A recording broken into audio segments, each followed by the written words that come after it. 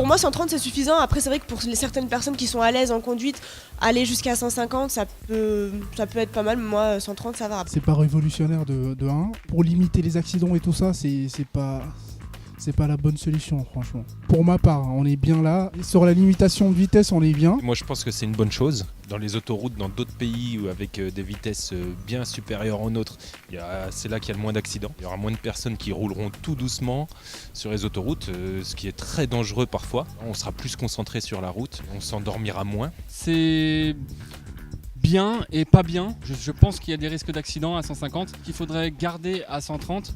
Si vous voulez vous amuser, allez en Allemagne. Voilà, c'est pas très loin. Arrêtez-vous toutes les 2 heures et tout ira bien, je pense. Cette proposition, moi je suis contre. Je préfère que la limitation des vitesses reste telle qu'elle. C'est pour la sécurité des citoyens, des gens qui prennent la route. Si on prend un recul sur les statistiques, en augmentant la vitesse, ça augmente le nombre des morts sur les routes. La preuve qu'on a réduit la limitation de la vitesse sur les nationales à 80 km, je pense qu'il y avait moins de morts sur les routes. Écoutez, globalement, je pense que je suis assez pour. Quand je vois la qualité de nos autoroutes, passer de 130 à 150 ne serait pas une mauvaise chose, ce qui permettrait aux gens certainement de mieux respecter la limitation de vitesse quand elle s'impose, si on pouvait laisser un peu rouler peut-être un peu plus vite sur autoroute. Ça éviterait peut-être quelques soucis de somnolence au bout d'un certain temps. Après, c'est une question de responsabilisation, quoi. C'est plus pratique pour les citoyens. Niveau vitesse, pour une voiture de sport, c'est toujours mieux. Concernant les accidents, je ne sais pas si ça va jouer ou pas.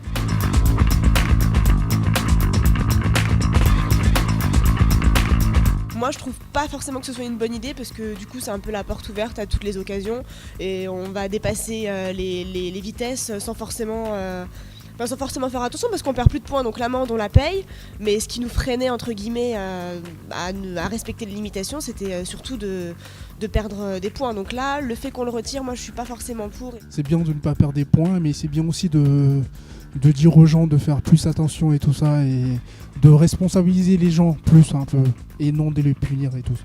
Je ne vais pas vous dire que je suis contre, au contraire. Aujourd'hui, on retire le permis pour pas grand-chose, vraiment. Alors oui, si on conserve les amendes, certains diront que ça favorise encore les plus riches. Aujourd'hui, on a des amendes, on a le retrait de points, et si on n'a que les amendes, c'est toujours un plus, et ça nous évite de repayer un permis derrière. Ah, c'est pas mal. C'est pas mal du tout.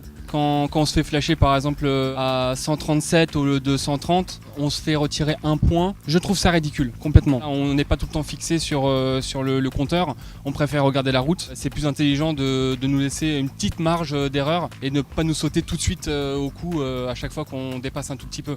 Je pense pas que ça soit une bonne chose. Pour moi, quelqu'un qui prend un sens interdit à moins de 20 km/h, il prend toujours un sens interdit. Votre téléphone portable à moins de 20 km/h, je vois que ça reste quand même une infraction. C'est mieux pour les citoyens, surtout pour le permis. Comme ça, on le garde le plus longtemps possible.